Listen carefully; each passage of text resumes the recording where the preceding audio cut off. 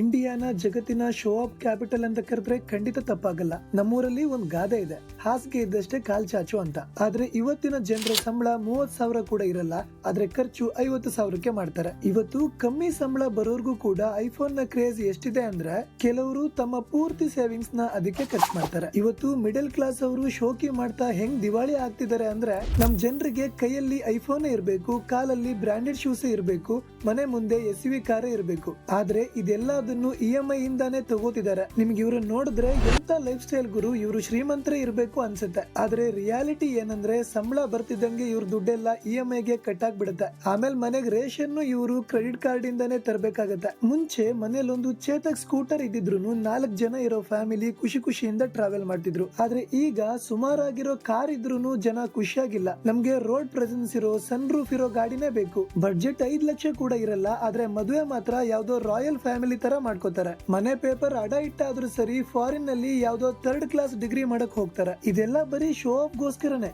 ಈ ಸೊಸೈಟಿ ಮುಂದೆ ತೋರಿಸ್ಕೋಬೇಕಲ್ವಾ ನಾವು ಯಾರಿಗೂ ಕಮ್ಮಿ ಇಲ್ಲ ಅಂತ. ಸಂಬಳ 20,000 ಇದ್ರೂನು ಜನ ಸೋಷಿಯಲ್ ಮೀಡಿಯಾದಲ್ಲಿ ಪೋಸ್ಟ್ ಹಾಕಕ್ಕೆ ಕಾಫಿ ಸ್ಟಾರ್ ಬಕ್ಸ್ ಅಲ್ಲಿ ಕುಡಿತಾರೆ, ಶಾಪಿಂಗ್ ಜಾರಾದಲ್ಲಿ ಮಾಡ್ತಾರೆ, ಮತ್ತೆ ಟ್ರಾವೆಲ್ ಊಬರ್ ಅಲ್ಲಿ ಮಾಡ್ತಾರೆ. ಇದರಿಂದಾನೇ ಕಳೆದ 4 ವರ್ಷದಲ್ಲಿ ಕ್ರೆಡಿಟ್ ಕಾರ್ಡ್ NPS 500% ಹೆಚ್ಚಾಗಿದೆ. ಈ ಶೋ ಆಫ್ ಕಲ್ಚರ್ ನಮ್ಮ ದೇಶದ ಜೆನ್ಜಿ ಕಿಡ್ಸ್ ನ ಇತಿಹಾಸದ ಅತ್ಯಂತ ಬಡ ಜನರನ್ನಾಗಿ ಹೆಂಗ್ ಮಾಡ್ತಿದೆ ಬನ್ನಿ ನೋಡೋಣ. ಮುಂಚೆ ಎಲ್ಲ ಮದುವೆಗಳು ತುಂಬಾ ಸಿಂಪಲ್ ಆಗಿ ಆಗ್ತಿತ್ತು, ಆದ್ರೆ 90s ಅಲ್ಲಿ ಕೆಲವು ಸಿನಿಮಾಗಳು ಮದುವೆನ ಒಂದು ದೊಡ್ಡ ಗ್ರ್ಯಾಂಡ್ ಸೆಲೆಬ್ರೇಷನ್ ತರ ತೋರ್ಸಕ್ ಶುರು ಮಾಡುದು. ಹಳದಿ, ಮೆಹಂದಿ, ಸಂಗೀತ ಅಂತ ವೆರೈಟಿ ಫಂಕ್ಷನ್ ಗಳನ್ನ ತೋರಿಸಿದ್ರು. ಇದರಿಂದ ಇನ್ಫ್ಲೂಯೆನ್ಸ್ ಆಗಿ ನಾರ್ಮಲ್ ಜನರು ಕೂಡ ಜೋರಾಗಿ ಖರ್ಚು ಮಾಡಿ ಮದುವೆ ಮಾಡ್ಕೊಳಕ್ ಶುರು ಮಾಡಿದ್ರು. ಇವತ್ತು ಮದುವೆ ಅನ್ನೋದು ಗಂಡು ಹೆಣ್ಣು ದಾಂಪತ್ಯಕ್ಕೆ ಕಾಲಿಡೋ ಸಮಾರಂಭ ಆಗಿ ಉಳಿದಿಲ್ಲ. ಮದುವೆ ಈಗ ನಮ್ಮ ಹತ್ರ ಎಷ್ಟು ಚಿನ್ನ ಇದೆ, ಎಷ್ಟು ದುಡ್ಡಿದೆ, ನಮ್ ಲೆವೆಲ್ ಏನು ಅಂತ ತೋರಿಸ್ಕೊಳ್ಳೋ ಒಂದು ಶೋ ಆಫ್ ಫೆಸ್ಟಿವಲ್ ಆಗ್ಬಿಟ್ಟಿದೆ. ಅವರೇ ಅಷ್ಟು ಜೋರಾಗಿ ಮಾಡಿದ್ದಾರೆ, ನಾವೇನ್ ಕಮ್ಮಿನಾ?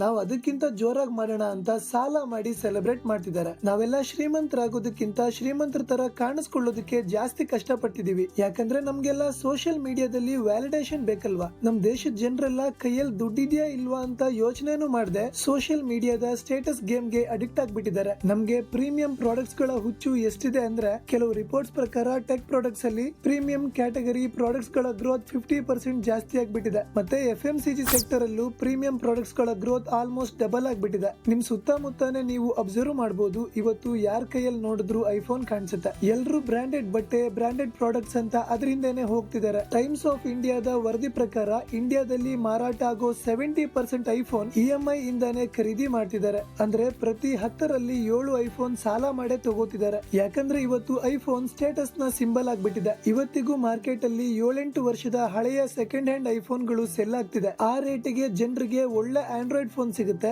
ಆದ್ರೆ ಜನರಿಗೆ ಫೀಚರ್ಸ್ ಬೇಕಾಗಿಲ್ಲ. ಆ ಆಪಲ್ ಲೋಗೋ ಇದ್ರೆ ಸಾಕು, ಅದ್ 10 ವರ್ಷ ಹಳೇದಾದ್ರೂ ತಗೋತಾರೆ. ನಿಮ್ಗೆ ಕೇಳಿದ್ರೆ ಶಾಕ್ ಆಗ್ಬೋದು, ಕೆಲವರು ಸ್ನಿಕರ್ಸ್ ಅಂದ್ರೆ ಕಾಲಿಗೆ ಹಾಕೋ ಚಪ್ಲಿನು EMI ಇಂದಾನೆ ತಗೋತಿದ್ದಾರೆ. ಆದ್ರೆ ಇವೆಲ್ಲ 1-2 ಸ್ನಿಕರ್ಸ್ ಅಲ್ಲ, ಇವು ನೈಕಿ, ಅಡಿಡಾಸ್ ಮತ್ತೆ ನ್ಯೂ ಬ್ಯಾಲೆನ್ಸ್ ನಂತಹ ಬ್ರಾಂಡ್ ಗಳ ಒರಿಜಿನಲ್ ಸ್ನಿಕರ್ಸ್ ಆಗಿರ್ತವೆ. ಇದ್ರ ಬೆಲೆ ಶುರು ಆಗೋದೇ 10,000ದಿಂದ. ಇದರಲ್ಲಿ ಸ್ಪೆಷಲ್ ಎಡಿಷನ್ ಸ್ನಿಕರ್ಸ್ ಕೂಡ ಬರುತ್ತೆ, ಅದ್ರ ಬೆಲೆ ಲಕ್ಷದಲ್ಲಿರುತ್ತೆ.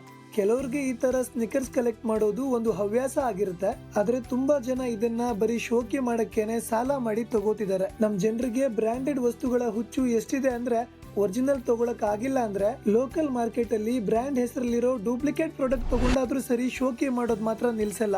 ಬೇಕಾದ್ರೆ ನಿಮ್ ಏರಿಯಾದಲ್ಲಿರೋ ಯಂಗ್ ಜನರೇಷನ್ ನ ಅಬ್ಸರ್ವ್ ಮಾಡಿ, ಆಲ್ಮೋಸ್ಟ್ ಎಲ್ರು ದುಬಾರಿ ಬ್ರಾಂಡ್ ನ ಬಟ್ಟೆ ಮತ್ತೆ ಶೂಸ್ ಗಳನ್ನೇ ಹಾಕಿರ್ತಾರೆ. ಆಕ್ಚುಲಿ ಅವೆಲ್ಲ ಫಸ್ಟ್ ಕಾಪಿ ಆಗಿರುತ್ತೆ, ಆದ್ರೆ ಆ ಫಸ್ಟ್ ಕಾಪಿಗೂ 3-4 ಸಾವಿರ ಇರುತ್ತೆ. ವ್ಯಾಪಾರಿಗಳು ಒಂದು ಕೆಟ್ಟ ಕ್ವಾಲಿಟಿ ವಸ್ತುಗೆ ಯಾವ್ದೋ ಬ್ರಾಂಡ್ ಲೋಗೋ ಹಾಕೊಟ್ರೆ ಸಾಕು, ನಮ್ ಜನ ಮುಗಿಬಿದ್ದು ಅದನ್ನ ಕೊಂಡ್ಕೊಂಡ್ಬಿಡ್ತಾರೆ. ಅದನ್ನ ಹಾಕೊಂಡ ತಕ್ಷಣ ಏನು ಬದಲಾಗಲ್ಲ.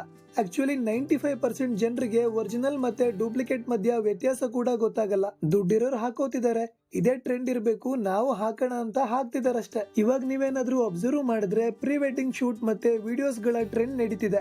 ಇದಕ್ಕೆ ಅಂತಾನೆ ಜನ ಫೇಕ್ ಸೆಟ್ಸ್ ಅಲ್ಲಿ ವಿಡಿಯೋಗಳನ್ನ ಮಾಡ್ತಿದ್ದಾರೆ. ಇದರಿಂದ ಯಾವ್ದೋ ಫಾರಿನ್ ಕಂಟ್ರಿಲಿ ಫೋಟೋ ಶೂಟ್ ಮಾಡಿಸ್ತಿದೀವಿ ಅನ್ನೋ ತರ ಫೀಲ್ ಕೊಡ್ತಾರೆ. ಆದ್ರೆ ಆಕ್ಚುಲಿ ಅದನ್ನ ಸಿನಿಮಾ ಸೆಟ್ ಗಳಲ್ಲಿ, ಸ್ಟುಡಿಯೋಗಳಲ್ಲಿ ಮಾಡ್ಸಿರ್ತಾರೆ. ನಮ್ಮಲ್ಲಿ ತುಂಬಾ ಸಿನಿಮಾ ಸ್ಟುಡಿಯೋಗಳಿದಾವೆ, ಅಲ್ಲಿ ಬೇರೆ ಬೇರೆ ದೇಶದ ಬ್ಯಾಕ್ ಗ್ರೌಂಡ್ ಸೆಟಪ್ ಇರುತ್ತೆ. ನಾರ್ಮಲ್ ಫೋಟೋ ಶೂಟ್ ಮಾಡ್ಸೋರು ಕೂಡ ಮ್ಯಾಚಿಂಗ್ ಡ್ರೆಸ್, ಮ್ಯಾಚಿಂಗ್ ಚಪ್ಲಿ, ಮಣ್ಣು ಮಸಿ ಅಂತ ಬೇಕಾಬಿಟ್ಟಿ ಖರ್ಚು ಮಾಡ್ತಾರೆ.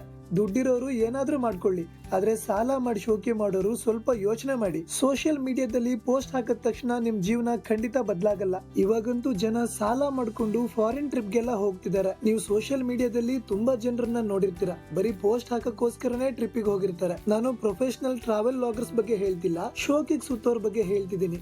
ಇದನ್ನೆಲ್ಲ ನೋಡಿದ್ಮೇಲೆ ನನ್ಗನ್ಸುತ್ತೆ ಇಂಡಿಯಾದಲ್ಲಿ ಫಿನಾನ್ಷಿಯಲ್ ಲಿಟ್ರಸಿ ಅವಶ್ಯಕತೆ ತುಂಬಾನೇ ಇದೆ. ಜನ ಕ್ರೆಡಿಟ್ ಕಾರ್ಡ್ ತಗೋಬೇಕಾದ್ರೆ ಅದಕ್ಕೆ ಎಷ್ಟು ಆನ್ಯುವಲ್ ಚಾರ್ಜಸ್ ಇರುತ್ತೆ, ಪೇಮೆಂಟ್ ಮಿಸ್ ಆದ್ರೆ ಎಷ್ಟು ಇಂಟ್ರೆಸ್ಟ್ ಬೀಳುತ್ತೆ, ಸಿಬಿಲ್ ಸ್ಕೋರ್ ಮೇಲೆ ಇದು ಹೆಂಗ್ ಇಂಪ್ಯಾಕ್ಟ್ ಮಾಡುತ್ತೆ ಅಂತ ನೋಡ್ತಾನೆ ಇಲ್ಲ. ಇನ್ಫ್ಯಾಕ್ಟ್ RBI ಡಾಟಾ ಪ್ರಕಾರ ಕಳೆದ 1 ವರ್ಷದಲ್ಲಿ ಕ್ರೆಡಿಟ್ ಕಾರ್ಡ್ ತಗೊಂಡು ದಿವಾಳಿ ಆದವರ ಸಂಖ್ಯೆ 28% ಜಾಸ್ತಿ ಆಗಿದೆ. 2020 ರಿಂದ 24 ಮಧ್ಯೆ ಕ್ರೆಡಿಟ್ ಕಾರ್ಡ್ ನ NPA ಅಂದ್ರೆ ನಾನ್ ಪರ್ಫಾರ್ಮಿಂಗ್ ಅಸೆಟ್ ಅಂದ್ರೆ ಬ್ಯಾಂಕ್ ಗೆ ವಾಪಸ್ ಬರ್ದೇ ಇರೋ ಸಾಲ 500% ಹೆಚ್ಚಾಗಿದೆ. ಇದಕ್ಕೆಲ್ಲ ಕಾರಣ ರೆಕ್ಲೆಸ್ ಕನ್ಸ್ಯೂಮರ್ ಸ್ಪೆಂಡಿಂಗ್. ಒಂದು ಫೇಕ್ ಲೈಫ್ ಸ್ಟೈಲ್ ನ ಪ್ರೊಜೆಕ್ಟ್ ಮಾಡೋದಕ್ಕೆ ಹೋಗಿ ಜನರ ಖರ್ಚು ಎಷ್ಟು ಜಾಸ್ತಿ ಆಗ್ತಿದೆ ಅಂದ್ರೆ ಒಳ್ಳೆ ಸಂಬಳ ತಗೊಳ್ಳೋರು ಕೂಡ ಸ್ವಲ್ಪನೂ ಸೇವಿಂಗ್ಸ್ ಮಾಡಕ್ ಆಗ್ತಿಲ್ಲ.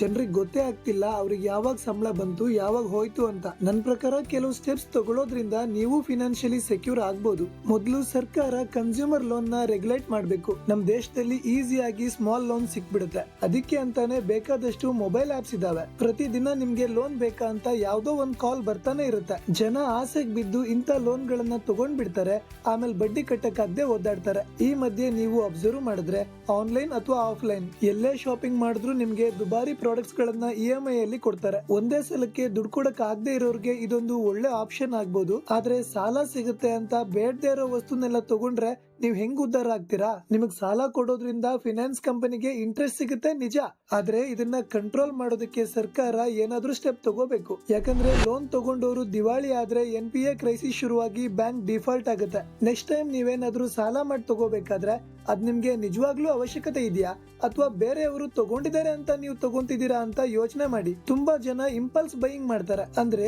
ಏನಾದ್ರೂ ತಗೋಬೇಕು ಅನ್ಸಿದ್ರೆ ಸ್ವಲ್ಪನೂ ಯೋಚನೆ ಮಾಡದೆ ಆನ್ಲೈನ್ ನಲ್ಲಿ ಆರ್ಡರ್ ಮಾಡ್ಬಿಡ್ತಾರೆ. ಇದರಿಂದ ಬಚಾವ್ ಆಗೋದಕ್ಕೆ ನಿಮ್ಮ ಡಿಸಿಷನ್ ನ ಪೋಸ್ಟ್ಪೋನ್ ಮಾಡಿ. ನಿಮ್ಗೇನಾದ್ರೂ ತಗೋಬೇಕು ಅನ್ಸಿದ್ರೆ ಸ್ವಲ್ಪ ದಿನ ವೆಯ್ಟ್ ಮಾಡಿ, ಆಮೇಲೂ ಅದು ಬೇಕೇ ಬೇಕನ್ಸಿದ್ರೆ ಯಾವ್ದಾದ್ರು ಆಫರ್ ಬರೋ ತನಕ ಕಾಯಿರಿ. ತುಂಬಾ ಸಲ ಇದರಿಂದ ನಿಮ್ ಪ್ಲಾನ್ ಕ್ಯಾನ್ಸಲ್ ಆಗುತ್ತೆ ಅಥವಾ ನಿಮ್ಗೊಂದು ಒಳ್ಳೆ ಡೀಲ್ ಸಿಗುತ್ತೆ. ನಿಮ್ಗೆ ನಿಮ್ ಮಂತ್ಲಿ ಸ್ಯಾಲರಿ ಎಲ್ಲಿ ಖರ್ಚಾಗ್ತಿದೆ ಅಂತ ಗೊತ್ತಾಗದೆ ಇದ್ರೆ ಮೊದಲು ನೀವು ಆನ್ಲೈನ್ ಪೇಮೆಂಟ್ ಮಾಡೋದನ್ನ ನಿಲ್ಲಿಸ್ಬಿಡಿ. ಯಾಕಂದ್ರೆ UPI ಬಂದ್ಮೇಲೆ ಎಲ್ಲದಕ್ಕೂ ಆನ್ಲೈನ್ ಅಲ್ಲೇ ಪೇ ಮಾಡಿ ನಮ್ಗೆ ದುಡ್ಡು ಖರ್ಚಾಗ್ತಿರೋ ಫೀಲ್ ಗೊತ್ತಾಗ್ತಿಲ್ಲ. ಆದ್ರೆ ಜೇಬಿಂದ ದುಡ್ಡು ಕೊಡ್ಬೇಕಾದ್ರೆ ನಮ್ಗೆ ನೀಟಾಗಿ ಗೊತ್ತಾಗುತ್ತೆ ನಾವು ಎಷ್ಟು ನೋಟ್ ಕೊಟ್ಟಿದೀವಿ ಅಂತ. ಇದರಿಂದ ನಿಮ್ ಖರ್ಚು ಕೂಡ ಕಮ್ಮಿ ಆಗುತ್ತೆ. ಮತ್ತೆ ಒಂದ್ ಪೆನ್ನು ಪೇಪರ್ ತಗೊಂಡು ಪ್ರತಿದಿನ ಬರೀರಿ, ಇವತ್ತು ಯಾವ್ದಕ್ಕೆ ಎಷ್ಟು ಖರ್ಚು ಮಾಡಿದೀನಿ ಅಂತ. ಒಂದ್ ತಿಂಗಳು ಹಿಂಗ್ ಮಾಡಿದ್ರೆ ನಿಮ್ಗೆ ಲೆಕ್ಕ ಸಿಗುತ್ತೆ ನೀವೆಷ್ಟು ವೇಸ್ಟ್ ಖರ್ಚು ಮಾಡ್ತಿದ್ದೀರಾ ಅಂತ. ಇದರಿಂದ ನಿಮ್ಗೆ ಅವಶ್ಯಕತೆ ಇಲ್ದಿರೋ ಖರ್ಚನ್ನ ಕಟ್ ಮಾಡಕ್ಕೆ ಹೆಲ್ಪ್ ಆಗುತ್ತೆ. ಸೋಷಿಯಲ್ ಮೀಡಿಯಾದಲ್ಲಿ ನಾನೊಬ್ಬ ವಿಡಿಯೋ ಕ್ರಿಯೇಟರ್ ಆಗಿದ್ರೂ ಹೇಳ್ತಿದ್ದೀನಿ, ಆದಷ್ಟು ಸೋಷಿಯಲ್ ಮೀಡಿಯಾನ ಕಮ್ಮಿ ಯೂಸ್ ಮಾಡಿ. ಯಾಕಂದ್ರೆ ನೀವು ಇನ್ಸ್ಟಾಗ್ರಾಮ್ ಅಲ್ಲಿ ಯಾರ್ದೋ ಲೈಫ್ ನೋಡಿ ನಿಮ್ ಲೈಫ್ ನ ಅವ್ರ ಜೊತೆ ಕಂಪೇರ್ ಮಾಡ್ಕೋತೀರಾ, ಆಮೇಲೆ ಅವ್ರ ಜೊತೆ ಕಾಂಪೀಟ್ ಮಾಡಕ್ಕೆ ಪುವರ್ ಫಿನಾನ್ಷಿಯಲ್ ಡಿಸಿಷನ್ ತಗೋತೀರಾ. ಭಗವದ್ಗೀತೆಯಲ್ಲಿ ಕೃಷ್ಣ ಪರಮಾತ್ಮ ಒಂದ್ ಮಾತು ಹೇಳ್ತಾರೆ, ನೀವ್ ಯಾವಾಗ ನಿಮ್ಮ ಜೀವನನ ಬೇರೆಯವ್ರ ಜೀವನದ ಜೊತೆ ಕಂಪೇರ್ ಮಾಡ್ಕೊಳ್ಳಕ್ಕೆ ಶುರು ಮಾಡ್ತಿರೋ ಅವತ್ತೇ ನಿಮ್ಮೆಲ್ಲಾ ಖುಷಿ ನಾಶ ಆಗುತ್ತೆ ಅಂತ. ಇಲ್ಲಿ ಎಲ್ರ ಜೀವನನು ಡಿಫ್ರೆಂಟ್ ಇದೆ. ಸೊ ನಿಮ್ಮನ್ನ ನೀವು ಯಾರಿಗೂ ಕಂಪೇರ್ ಮಾಡ್ಕೋಬೇಕಾಗಿಲ್ಲ. ಬೇರೆಯವ್ರಿಗೆ ನೀವು ಶ್ರೀಮಂತರು ಅಂತ ಪ್ರೂವ್ ಮಾಡಕ್ ಬದುಕಬೇಡಿ. ನಿಮ್ಮ ಯೋಗ್ಯತೆಯನ್ನ ನಿಮಗ್ ನೀವು ಪ್ರೂವ್ ಮಾಡ್ಕೊಂಡ್ರೆ ಸಾಕು.